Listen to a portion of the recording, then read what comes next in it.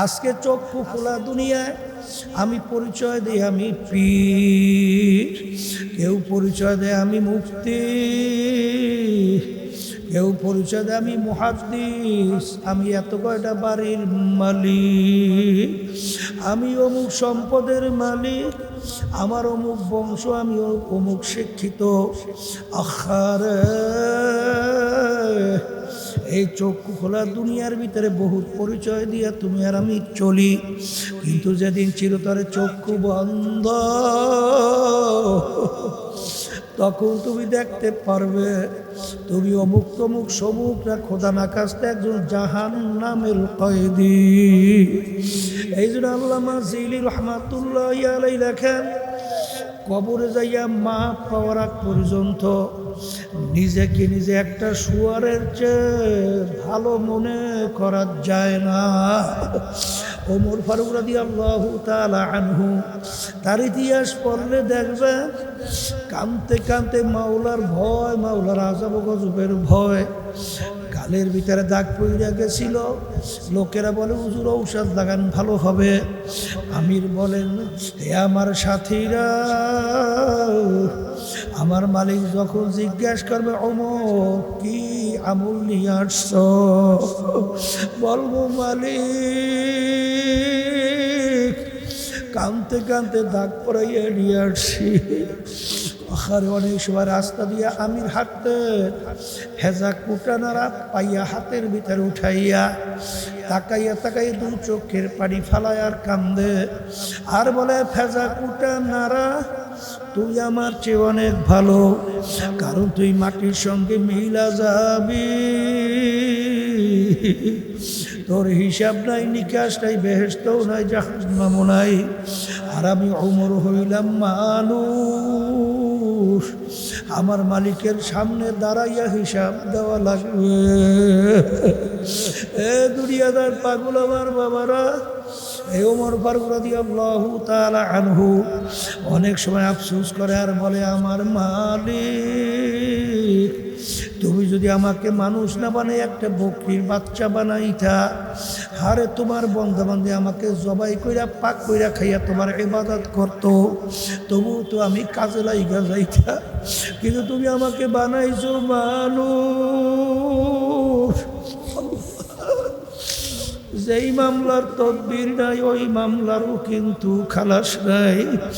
এই জন্য সাহাবায়ে কেরামদের ইতিহাস পড়লে দেখবে তাদের কাছে দুনিয়ার কোনো মূল্যই ছিল না। তামাম দুনিয়ার সমস্ত সম্পদ যদি বাজার দুনিয়ার মোহের কারণে পায়ের ভিতরে ফেলাইয়া রাখে, আল্লাহর ফজল ও করমে তাদের ঈমান চলে না। আল্লাহ রাসূল সাল্লাল্লাহু আলাইহি ওয়াসাল্লাম বলে, শেষ যুগের ভিতরে ঈমানদারদের ঈমানের উপরে মজবুত থাকা এত কঠিন হবে, জ্বলন্ত একটা আগুনের আংটা হাতের মুঠার ভিতরে রাখতে যত কষ্ট, তার চেয়েও বেশি কষ্ট হবে ঈমানদারদের ঈমানের উপরে মজবুত থাকা। আমার বাজানদেরকে বলবো, পর্দারে মা বোনদেরকে বলবো, বাজান কিয়ামত পর্যন্ত এক শ্রেণীর আল্লাহর বান্দাবান্দি থাকবে, তারা ঈমানের উপরে মজবুত থাকবে, কিন্তু বাজান তাদের সংখ্যাটা হবে ছোট। যত ছোট হোক না কেন, আমি তো আল্লাহর ফজল ও করমে নিয়াত করছি, ঈমানের উপরে মজবুত থাকতে চাই। যত বিপদ মুসিবত আসুক না কেন, বাজানদেরকে জিজ্ঞাসা করব, পর্দারে মা বোনরা যারা শুনতেছেন, ঈমানের উপরে মজবুত থাকার জন্য কে কে নিয়াত করছেন? আল্লাহু আকবার, নারায়ে তাকবীর। কিন্তু আখিরাতের মামলায় যদি একবার কেউ ঠইয়া বসো আর দ্বিতীয়বার দুনিয়াতে আইসা আপিল কইরা জিতবার কিন্তু আর আশা নাই। কি ভুল না ঠিক? ভুল না ঠিক? এই জন্য আমার বাজানদেরকে বলবো, শোনেন, আল্লাহু আকবার। দেখেন সাহাবায়ে কেরামদের ইতিহাস পড়েন, আল্লাহর ওলিদের ইতিহাস পড়েন, আর আমাদের ঈমানটাও আনতে হবে সাহাবায়ে কেরাম যেভাবে ঈমান আনছিল। কথা ঠিক না? ঠিক। এই সাহাবায়ে কেরামদের মতো ঈমান আনতে বলছে কে? কে বলছে? আমিনু কামা আমানান নাস। আল্লাহ রাব্বুল আলামিন বলেন তোমাদের ঈমানের ধরনটা হবে সাহাবায়ে কেরাম যেভাবে ঈমান আনছিল। কথা ঠিক কি না? এই সাহাবায়ে কেরামদের ঈমান কেমন ছিল? কেমন ছিল? দুই একটা উদাহরণ দিলেই তো কিছুটা বোঝা যায়। নীল নদী প্রতি বছর একটা সময় শুকিয়ে যাইত। যুবতী একটা সুন্দরী মেয়েকে যদি নীল নদীর ভিতরে বলি দেওয়া হয় তাহলে নীল নদীর পানি আসে। আর ওই পানি দিয়া এমন গুরুত্ব, ওই পানি মানুষ খাইয়া বাঁচে, আর ওই পানি দিয়া ফসল হয়, ফসল খাইয়া মানুষ বাঁচে। নীল নদীর পানি না থাকলে মইরা সব সাপা। কথা ঠিক কিনা? এখন ওমর ফারুক রাদিয়াল্লাহু তাআলা আনহু খলিফা ছিলেন, আর নেতৃত্বের ভিতরে যখন নীল নদী এসে গেছে, এখন নিয়ম অনুযায়ী নীল নদীর পানি হয় না, শুকিয়ে গেছে। এখন নিয়ম কি? একটা যুবতী সুন্দরী মেয়েকে ধরিয়া জবাই ইসলামে জায়েজ আছে না? অকয় কি জায়েজ দেয়? তাহলে বর্তমান যুগ হইলে আল্লাহ মাফ করুক জানি না, কত ফতুয়া আছে বের হইতো। আচ্ছা লাগবে আগে দে ধরিয়া একটারে জবাই। তোর ফতুয়াটা কি হইতো? একটা জানের বিনিময়ে লক্ষ লক্ষ জান তো আগে বাঁচা লাগবে, উপায় তো নাই, দে ধরিয়া জবাই দিয়ে। এলাকার লোক যখন গভর্নর নীল নদীর পানি শুকিয়ে গেছে, যুবতী সুন্দরী মেয়ে জবাই না করলে পানি আসে না, এখন কি করা? গভর্নর চিন্তা করলো ইনশাআল্লাহ কি বলে, ইসলামে তো জায়েজ নাই, আমিরের থেকে হুকুম না পাওয়ার পর্যন্ত কিছু করা যায় না। আমিরের কাছে সংবাদ গেল, আমির নীল নদীর পানি শুকিয়ে গেছে, যুবতী মেয়ে জবাই না করা পর্যন্ত পানি আসবে না, আর পানি না আসলে লক্ষ লক্ষ মানুষ মারা যাওয়ার উপক্রম। আমির বলে কথার কথা ইন্না লিল্লাহ, বলো কি? তাহলে একটা মহিলা একটা মেয়ে জবাই দেওয়ার মধ্যে নীল দরিয়ার পানি আসা না আসা এই ক্ষমতা, তাহলে আমার আল্লাহর ক্ষমতা কোথায়? এর নাম হলো ইমাম। আমিরুল মুমিনিন নীল নদীর কাছে চিঠি লেখে, হে নীল নদী, তুমি যদি আল্লাহর হুকুমে বাড়ি জারি হও তাইলে জারি হইয়া যাও, আর যদি আল্লাহর হুকুমে পানি তুমি জারি না হও তোমার পানি আমাদের লাগবে না। Direct action. অ্যাকশনটা কেমন? ডাইরেক্ট। যা এই চিঠি নিয়ে নীল নদীতে ফালাও, চিঠি নিয়ে নদীর পানির ভিতরে ফালান। নীল নদীর ভিতরে ফালানের সঙ্গে সঙ্গে সোম সোম কইরে আসে নীল নদী পানিতে পরিপূর্ণ।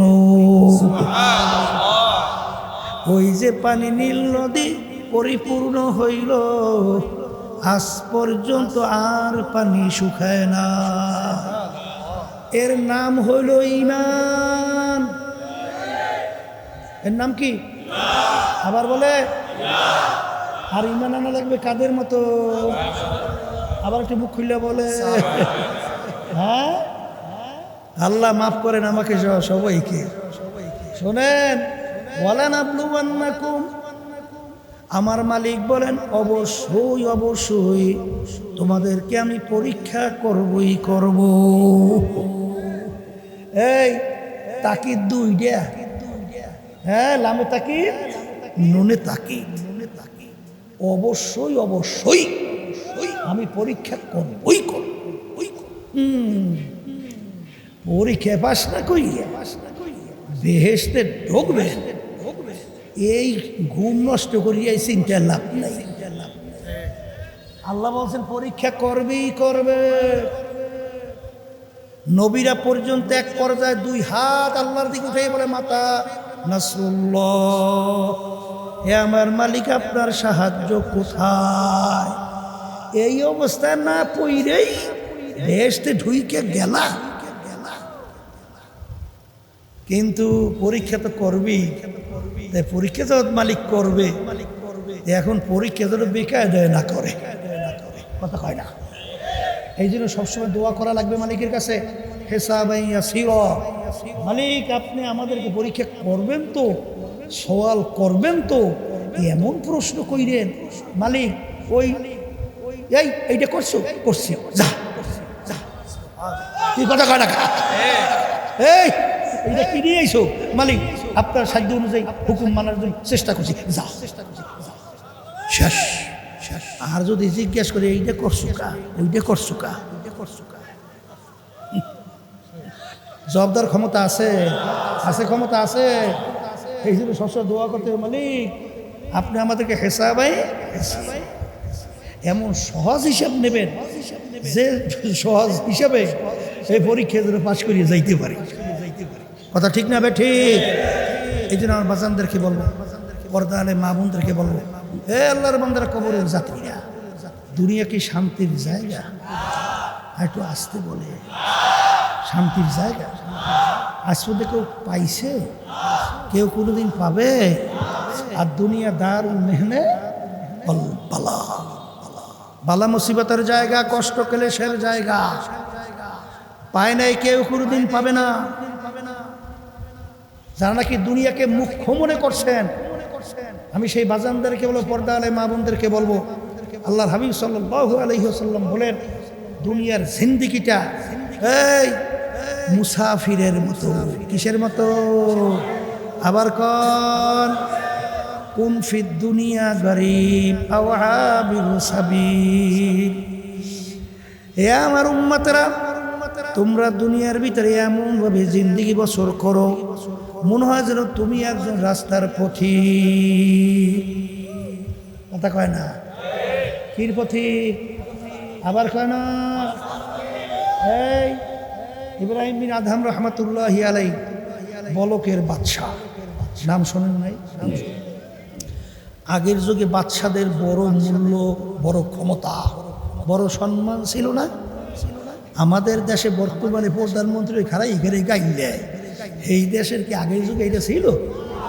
ওরে পাওয়ারে কোনো শেষ নাই। এই রাস্তার পথিক মুসাফির বাদশার দরবারে যাইয়া বলে, বাদশা রে, আপনার এই মুসাফির খানায় আমি একটু থাকতে চাই। কোন জায়গায় বলে? বাদশার রাজসিংহাসন, সেখানে যাই বলে কি এখন বাদশার ইজ্জত আছে।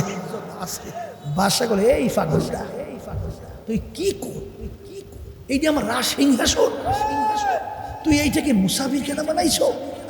তুই তো আমার ইজ্জত নষ্ট বললি কি? মুসাফির বলতেছে, বাদশা ভুল হইলে মাফ চাই। বাদশা তাইলে মুসাফির খানা কাকে বলে? আর স্থায়ী বাড়ি আর রাজসিংহাসন এর পরিচয়টা কি? বলে, বাড়ি দরজায় ঘর দেখছো? বলে, দেখছি তো। বলে, ওইটা মুসাফির খানা। বলে, হুজুর ওইটার কাজ কি, পরিচয় কি? বলে, পথিক রাস্তায় চলতেছে, সন্ধ্যা হয়ে গেছে, অস্থায়ীভাবে রাত্রি যাপন করছে, আবার পরদিন উঠা তার গন্তব্যের দিকে চলে গেছে। এইভাবে অস্থায়ীভাবে আসে যায়, তাকে বলে কি? হুজুর স্থায়ী বাড়ি কাকে বলে? বলে, যেখানে সব সময়ের জন্য মানুষ বসবাস করে। বলে, হুজুর বুঝতে পারছি। তাহলে দুনিয়া সৃষ্টির পরে এর থেকেই তো আপনি মনে হয় এই বাড়িতেই আছে। দুনিয়া সৃষ্টির পর থেকে আপনি এই বাড়িতেই তাইলে আছেন। তখন বাদশা বলে, ওরে পাগলটা লইয়া মুসিবতেই পড়ছে। এই পাগল, আমার আগে ছিল আমার আব্বা। বলে, হুজুর আপনার আব্বা কোথায়? বলে, এই পাগল মুসাফির, এ তো কবরে গেছে। বলে, আপনার আব্বাই কবরে গেছে, সে আসবে না? কি মুসিবতে পাগলটা লইয়া পড়ছি। এই পাগল একবার দুনিয়া থেকে বিদায় নিয়ে কবরে গেলে আর কোনোদিন আসে? আসবে না। বলে, আসবে না? বলে, আপনার আব্বার আগে ছিল কি? বলে, আমার দাদা। সে কোথায়? বলে, সেও তো কবরে, সে আসবে না? বলে বাদশা আপনি মনে হয় চিরজীবন থাকবেন। তখন বাদশা বলে ওরে পাগল মুসাফির, কুল্লু নাফসিন যায়িকাতুল মাউত, মরণশীল মানুষ, আমি একদিন দুনিয়া থেকে বিদায় নিয়ে কবরে যাব। বলে বাদশা আপনি কি আর আসবেন না? বলো রে পাগল, একবার যদি দুনিয়ার থেকে বিদায় নিয়ে কেউ কবরে যায় আর কোনো দিন আসে না। তখন মুসাফির ডাক দিয়া বলে বাদশা আপনি আমাকে বলছেন বোকা, আসলে বড় বোকা তো আপনি। ও বাদশা, আপনার বাড়ির দরজায় মুসাফির খানা, একবার মানুষ থাইকা চলে গেল আবার এসে ইচ্ছা করলে থাকতে পারে, কিন্তু আপনার এই মুসাফির খানা থেকে যদি একবার কেউ বের হয়ে যায় আর কোনো দিন আসে না। মুসাফির হাম এহা সব হ্যায়, কবর আখের ঠিকানা, कोई आगे रवाना है कोई पीछे रवाना। আল্লাহু আকবার বলার সঙ্গে সঙ্গে বাদশার চিন্তার পরিবর্তন ঘটে গেল যে আমি এই শান শওকত দিয়ে কি করব, আমি এই বাদশাহ দিয়ে কি করব, আমি এই সম্পদ দিয়ে কি করব, আমি এই সম্মান দিয়ে কি করব। এ তো দেখতে না দেখতে শেষ হয়ে যায়, আর আখিরাতের জিন্দেগি শুরু হবে আর কোনো দিন শেষ না। এই চিন্তা ভাবনা কইরা বাদশা নাইমে গেছে চিরস্থায়ী শান্তির জায়গা আখিরাত তালাশ করে বের করার জন্যে। এমনভাবে তালাশ করে বের করলো, একদিন নদীর কিনারায় বসে সেরা খাতা সেলায়। কি খাতা? এই মন্ত্রী পাশ দিয়া যায়, মন্ত্রী ডাক দিয়ে বলে বাদশা রে, এই মাইকেলা গোজনে বয়ানি করা যায় না, খালি মোরামরি না করলে ওদের মনে হয় সুস্থই লাগে না, সুস্থই লাগে না।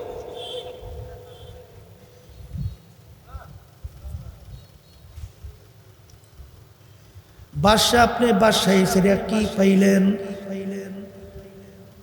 বাদশাহী সাইরা কি পাইলেন? এখন তো দেখি আপনি সেরা খাতা সেলাইতে আছেন। তখন বাদশা ডাক দিয়ে বলে মন্ত্রী রে, আমি যে সম্পদ পাইছি দুনিয়ার কোনো বাদশা যদি জানতো, সমস্ত শক্তি ব্যয় কইরা হলেও আমার এই সম্পদ ছিনাইয়া নেওয়ার চেষ্টা করত। বাদশা কি সম্পদ পাইলেন? হাতের ভিতরে সুই উঠাইয়া নদীর ভিতরে ফিক দিয়া ফেলাই দিস, ফেলাই দিয়া ডাক দিয়ে বলে নদীর মাছ আমার সুইচটা উঠাইয়া দা। মাছ মুখের ভিতরে সুইচ দিয়া সামনে এসে হাজির। মন্ত্রী কি পাইছি দেখছো? हकीकत से तो दुनिया बेखबर है, हकीकत से तो दुनिया बेखबर है, दुनिया की नुमाइश पर नजर है, फसाओ फतारो इदिन का शपल गुबारो, अफरासुन तहतर जल का आम हिमारो। हे बड़लोक আমার বাবারা, হে ধনী আমার বাবারা, হে পীর মুফতি মুহাদ্দিস আমার বাবারা, হে চেয়ারম্যান মেম্বার এমপি মিনিস্টার আমার বাবারা, হে বড় সম্মানিত সেক্রেটারি সভাপতি আমার বাবারা, মাঝে মাঝে একটু চক্ষু বন্ধ করো, এরপর মুরাকাবা করো, তারপর কবরে রওনা করো।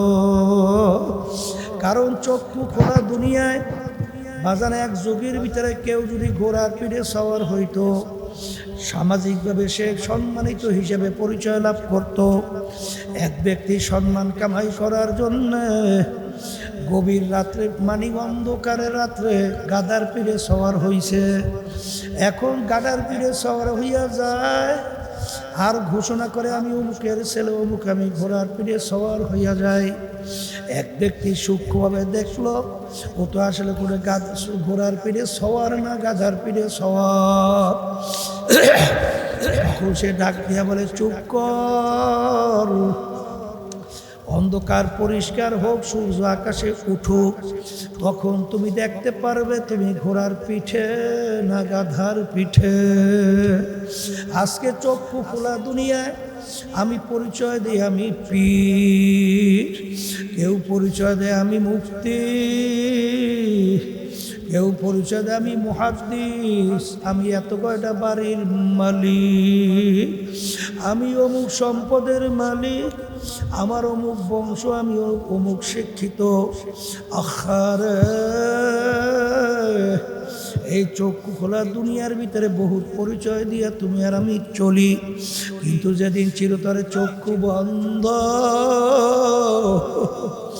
তখন তুমি দেখতে পারবে তুমি অমুক তমুক সমুক না খোদা না কাছতে একজন জাহান্নামের কয়েদি। এই জন্য আল্লামা জিলি রহমাতুল্লাহ আলাইহি লেখেন, কবরে যাইয়া মাপ পাওয়ার আগ পর্যন্ত নিজেকে নিজে একটা শুয়ারের চেয়ে ভালো মনে করা যায় না। ওমর ফারুক রাদিয়াল্লাহু তাআলা আনহু, তার ইতিহাস পড়লে দেখবে কাঁদতে কাঁদতে মাওলার ভয়, মাওলার আযাব গজবের ভয়, গালের ভিতরে দাগ পড়ে গেছিল। লোকেরা বলে হুজুর ঔষধ লাগান ভালো হবে। আমির বলেন, হে আমার সাথীরা, আমার মালিক যখন জিজ্ঞাসা করবে ওমর কি আমল নিয়ে আসছ, বলবো মালিক কাঁদতে কাঁদতে দাগ পড়াইয়া নিয়ে আসছি। আরে অনেক সময় রাস্তা দিয়ে আমির হাঁটতে হেজা কুটা নাড়া পাইয়া হাতের ভিতরে উঠাইয়া তাকাইয়া তাকাইয়া দু চোখের পানি ফালায় আর কান্দে, আর বলে ফেজা কুটা নাড়া তুই আমার চেয়ে অনেক ভালো, কারণ তুই মাটির সঙ্গে মিলা যাবি, তোর হিসাব নাই নিকাশ নাই, বেহেশতও নাই জাহান্নামও নাই। আর আমি ওমর হইলাম মানুষ, আমার মালিকের সামনে দাঁড়াইয়া হিসাব দেওয়া লাগবে। এ দুনিয়াদার পাগল আমার বাবারা, এই ওমর ফারুক রাদিয়াল্লাহু তাআলা আনহু অনেক সময় আফসোস করে আর বলে, আমার মালিক তুমি যদি আমাকে মানুষ না বানাই একটা বকরির বাচ্চা বানাইতা, হারে তোমার বন্ধা-বান্ধী আমাকে জবাই কইরা পাক কইরা খাইয়া তোমার ইবাদত করতো, তবু তো আমি কাজে লাইগা যাইতা, কিন্তু তুমি আমাকে বানাইছো মানুষ। যেই মামলার তদবির নাই ওই মামলারও কিন্তু খালাস নাই।